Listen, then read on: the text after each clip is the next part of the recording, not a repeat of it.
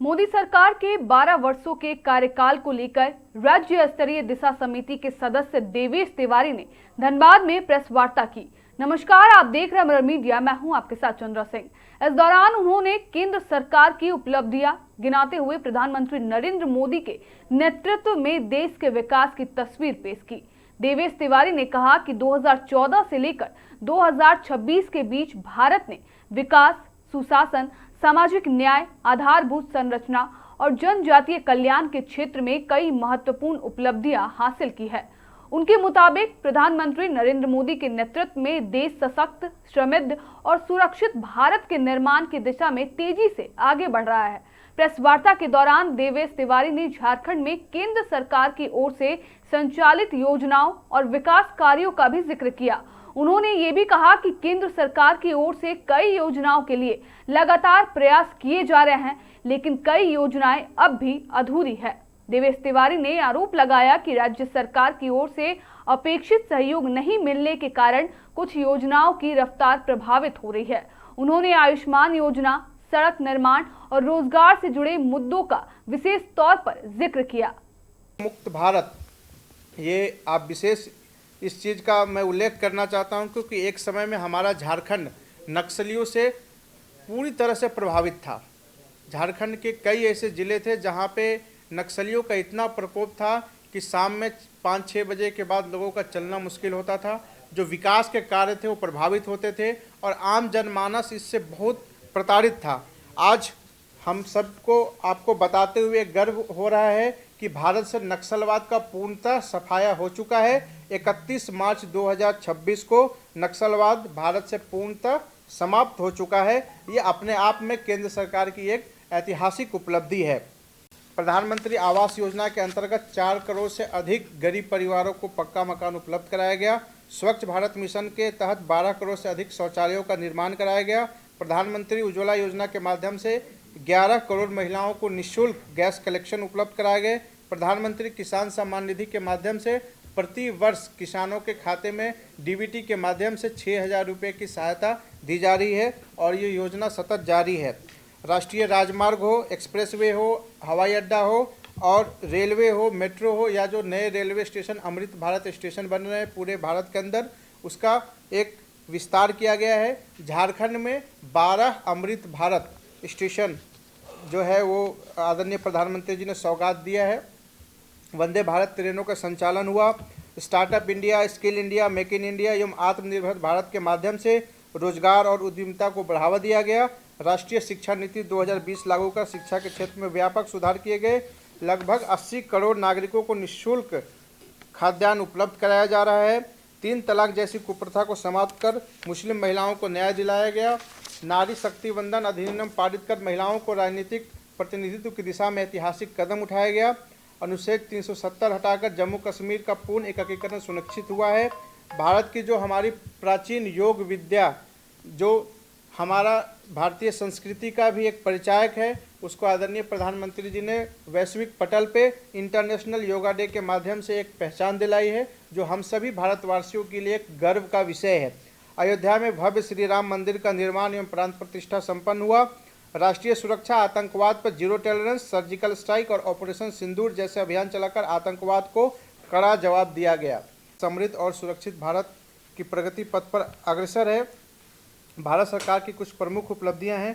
प्रधानमंत्री जन धन योजना के अंतर्गत 58 करोड़ से अधिक बैंक खाते खोलकर गरीबों को बैंकिंग व्यवस्था से जोड़ा गया। डिजिटल इंडिया और यूपीआई क्रांति के माध्यम से डिजिटल भुगतान में आज भारत पूरे विश्व के अंदर नंबर 1 देश है। पीएम जन औषधि केंद्र, आयुष्मान भारत योजना के तहत करोड़ों गरीब परिवारों को स्वास्थ्य सुविधा प्रदान की गई। आज सुबह ही मैं एक आयुष्मान आरोग्य मंदिर अपने बागमारा प्रखंड में मैं निरीक्षण करके आया हूं, जहां पे लोगों को समुचित स्वास्थ्य लाभ की व्यवस्थाएं मिल रही है। आपको पता है पिछले 12 वर्षों में देश में आदरणीय प्रधानमंत्री श्री नरेंद्र मोदी जी के नेतृत्व में एक ऐसी सरकार है जो आम जनमानस की चिंता करते हुए, गरीब की चिंता करते हुए, युवाओं की चिंता करते हुए, महिलाओं की चिंता करते हुए, सर्व समाज का विकास की चिंता करते हुए एक ऐसा भारत बनाने की ओर अग्रसर है जो कि आदरणीय प्रधानमंत्री श्री नरेंद्र मोदी जी ने विकसित भारत 2047 का लक्ष्य रखा है, उसी के पड़ाव में अभी पिछले 12 वर्षों में कुछ जो प्रमुख कार्य हुए हैं, कुछ जो आदरणीय प्रधानमंत्री जी ने नींव रखा है, उन सब कुछ प्रमुख मुद्दों पे आपसे आज हम लोग रूबरू होंगे।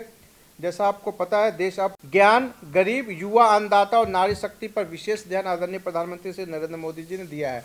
अब हम लोग आते हैं झारखंड पे। झारखंड में जो प्रमुख कार्य हुए हैं उसमें देवघर में एम्स की स्थापना कर राज्य को एक विश्व स्तरीय स्वास्थ्य सुविधा प्रदान की गई है, जहाँ से कुछ ही किलोमीटर दूर हमारे देवघर में एम्स की स्थापना हुई है। एम्स स्थापना के बाद से झारखंड ही नहीं, बिहार के, बंगाल के भी और हमारे उत्तर प्रदेश के भी मरीज यहाँ पे आते हैं और प्रतिदिन हजारों मरीजों का उपचार हो रहा है। देवघर में एम्स के साथ साथ हवाई अड्डे का भी निर्माण करा के जो एयर कनेक्टिविटी है और जो हमारा ज्योतिर्लिंग है बाबा वैद्यनाथ धाम मंदिर को एक एयर ट्रैफिक पे जोड़ के जो श्रद्धालुओं को सुगमता हुई है। और आज देवघर में बाबा वैद्यनाथ का दर्शन करने, बाबा का दर्शन करने के लिए दूर दूर से पूरे भारत ही नहीं विश्व से पर्यटक आ रहे हैं और श्रद्धालुओं का लगातार संख्या में बढ़ोतरी हुई है। झारखंड में 50,000 करोड़ से अधिक विकास परियोजनाओं का लोकार्पण एवं शिलान्यास किया गया। राष्ट्रीय राजमार्ग तथा ग्रामीण सड़कों का व्यापक विस्तार किया गया। आज आप देख लीजिए, झारखंड में पूरे झारखंड के अंतर्गत NHAI का जाल, रोडों का जाल बिछ चुका है। आपको झारखंड से किसी भी राज्य में जाना है या विद इन झारखंड जाना है तो सुगमता बहुत तेज हो गई है। कई योजनाएं पूरी हो चुकी है, कई योजनाओं का काम अभी जारी है, जो आने वाले समय में, आने वाले वर्षों में उसे पूर्ण कर लिया जाएगा। जल जीवन मिशन के तहत लाखों गरीब परिवारों को नल से जल उपलब्ध कराया गया। प्रधानमंत्री आवास योजना के माध्यम से लाखों परिवारों को पक्के घर प्रदान किए गए। आयुष्मान भारत, उज्ज्वला योजना, PM किसान तथा अन्य जन कल्याणकारी योजनाओं का लाभ लाखों लोगों तक मिला। ऊर्जा, स्वास्थ्य, परिवहन, कृषि तथा डिजिटल और संचार के क्षेत्र में बड़े पैमाने पर निवेश हुआ है झारखंड में। और हमारे जो झारखंड में जो जनजातीय समाज है, हमारे जो जनजातीय भाई बहन हैं, उनके लिए आदरणीय प्रधानमंत्री जी ने विशेष सौगात दिया है। इसी झारखंड की धरती से 2 महत्वपूर्ण योजनाओं का आदरणीय प्रधानमंत्री जी ने शुभारंभ किया। PM जनमन का शुभारंभ खूंटी से किया गया। प्रधानमंत्री जी ने आदिवासी न्याय महाअभियान PM जनमन का शुभारंभ किया, जिसका उद्देश्य विशेष रूप से जो कमजोर जनजातीय समूह है उसका सर्वांगीण विकास है। इसी झारखंड की धरती से धरती आबा जनजातीय ग्राम उत्कर्ष अभियान का शुभारंभ किया गया, जो जनजातीय बहुल गांवों में समग्र विकास के लिए देश की सबसे बड़ी योजना है और 50,000 करोड़ की योजना झारखंड में लागू है। आयुष्मान आरोग्य मंदिर का आपने निरीक्षण किया, हाँ, लेकिन वहाँ पर ना दवाओं की व्यवस्था है, ना वहाँ पर चिकित्सक है। यह लगता है आपके संज्ञान में आया होगा। हाँ, संज्ञान यहाँ पर क्या करने जा रहे हैं? देखिए, अभी मैं जिस आयुष्मान आरोग्य मंदिर में गया था वहाँ समुचित व्यवस्था थी, उसकी मैंने फोटोग्राफ्स और वीडियो भी हमारे पास है।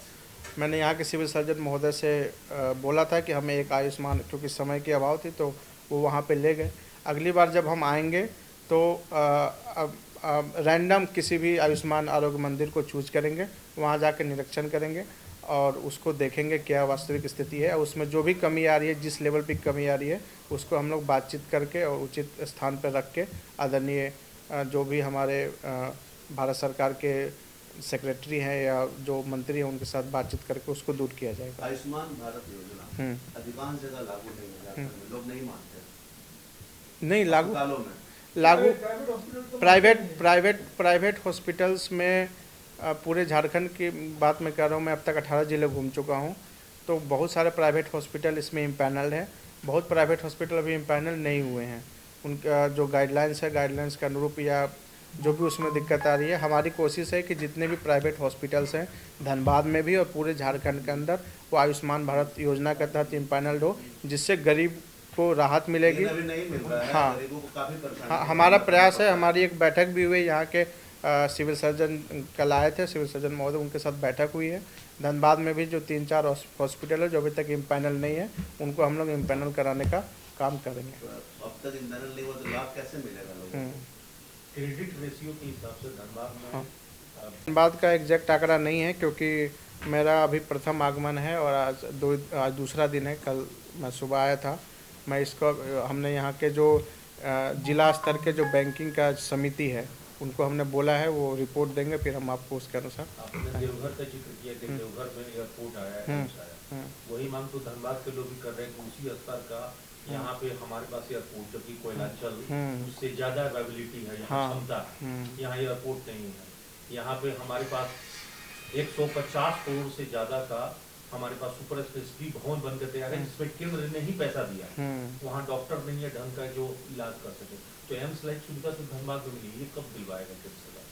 ट्रोमा सेंटर नहीं है, जबकि हमारे एनएच जो है, जीटी रोड जो है हमारे यहाँ से। देखिए, धनबाद एयरपोर्ट को लेके जो मांग कई सालों से चल रही है वो हमारे तक भी आई है और उसकी हम लोग एक समीक्षा करेंगे। अभी हमारी मंगलवार को मंगलवार को जो राज्य के मुख्यमंत्री है, जो हमारे कमेटी के चेयरमैन होते हैं, उनके साथ बैठक भी है मेरी, तो उसमें हम लोग रखेंगे। बोकारो में भी एयरपोर्ट में गया था तो वहाँ भी एयरपोर्ट की मांग थी, तो वहाँ का भी विषय मेरे पास है। हाँ, चालू नहीं हो पाया है, तो यहाँ भी क्या दिक्कत आ रही है, किस स्टेज पे वो चीज़ फंसा हुआ है, उसको हम लोग करके और सेंटर के साथ कोऑर्डिनेशन करके उसको, हमारा प्रयास रहेगा कि जल्द से जल्द एयरपोर्ट का काम शुरू हो। आपने इंडस्ट्रीज की बात कही, यहाँ पर झारखंड में कहाँ इंडस्ट्रीज की व्यवस्था की जा रही है? झारखंड में हम लोग अभी पलामू, गढ़वा, लातेहार 3 जिलों में हमने छोटे छोटे एमएसएमई के माध्यम से अभी तक 48 इंडस्ट्री छोटे छोटे हम अभी तक लगा चुके हैं अपने प्रयासों से। बाकी जो केंद्र सरकार की जो योजनाएं हैं वो पूरे झारखंड में लागू हैं और मैं जगह तो इम्प्लीमेंट नहीं दिख रहा है। नहीं, पूरे झारखंड में लागू हैं और धनबाद में भी कई लोगों ने उसका लाभ लिया है।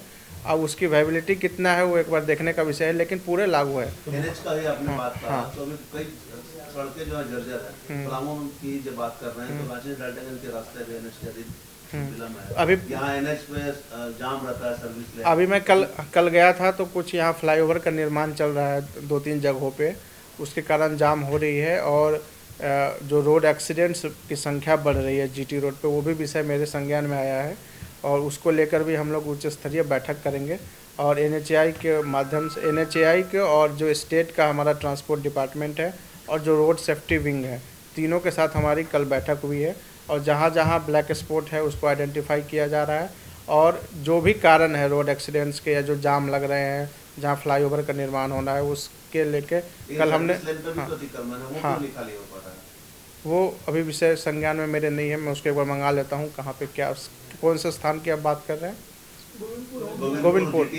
गोविंदपुर में फ्लाईओवर बन रहा है। फ्लाईओवर से इधर अगर आप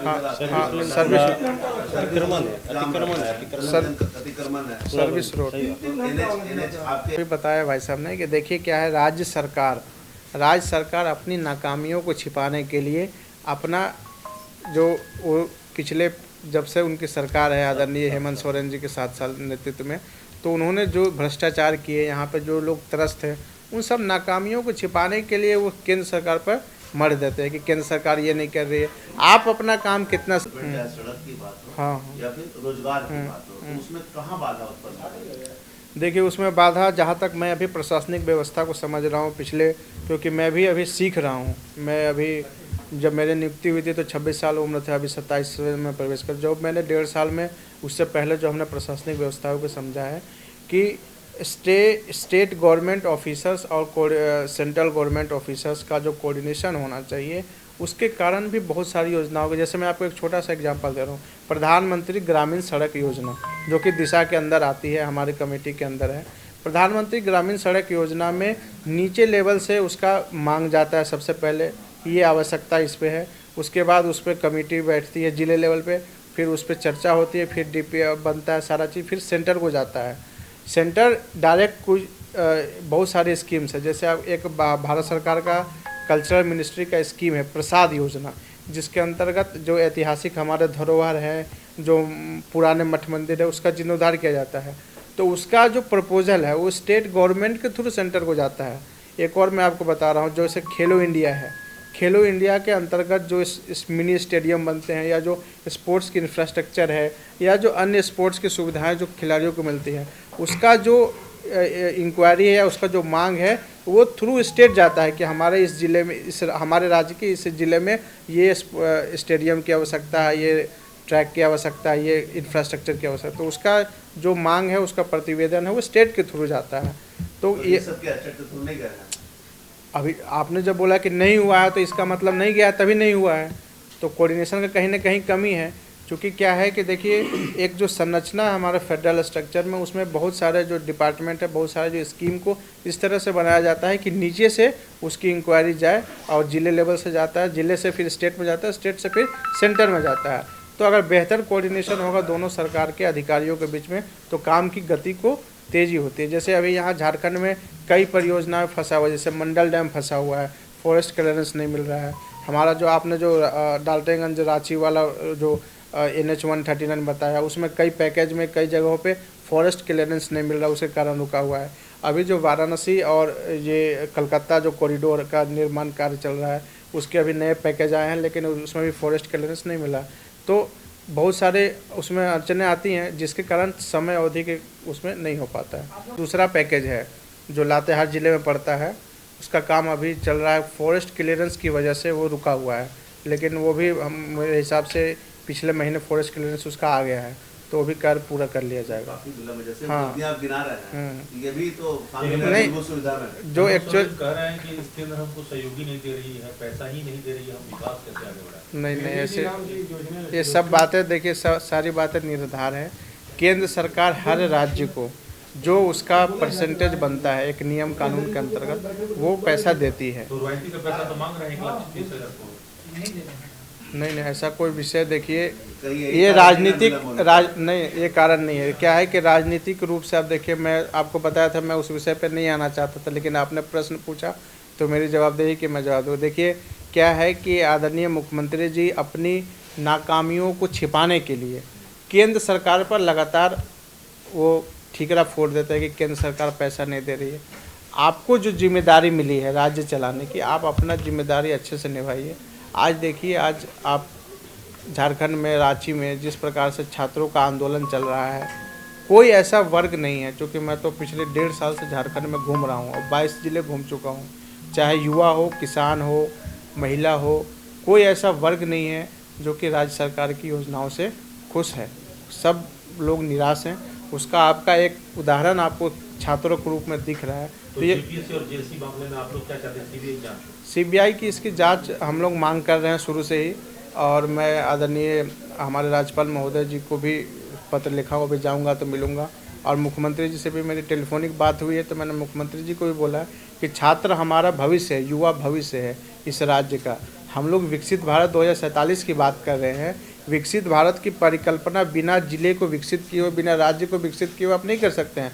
जब तक हमारा जिला विकसित नहीं होगा, जब तक हमारा राज्य विकसित नहीं होगा, तब तक आप विकसित भारत की परिकल्पना कैसे कर सकते हैं? तो हमारा जो युवा है, हमारा जो छात्र है, वो देश का भविष्य है, इस राज्य का भविष्य है। अब देवेश तिवारी के इन दावों के बाद सियासी हलचल तेज होने की उम्मीद है। केंद्र सरकार के 12 साल के कार्यकाल की उपलब्धियों को लेकर बीजेपी जहां इसे विकास का दौर बता रही है, वहीं झारखंड में केंद्र और राज्य के बीच योजनाओं को लेकर आरोप प्रत्यारोप का सिलसिला भी जारी है।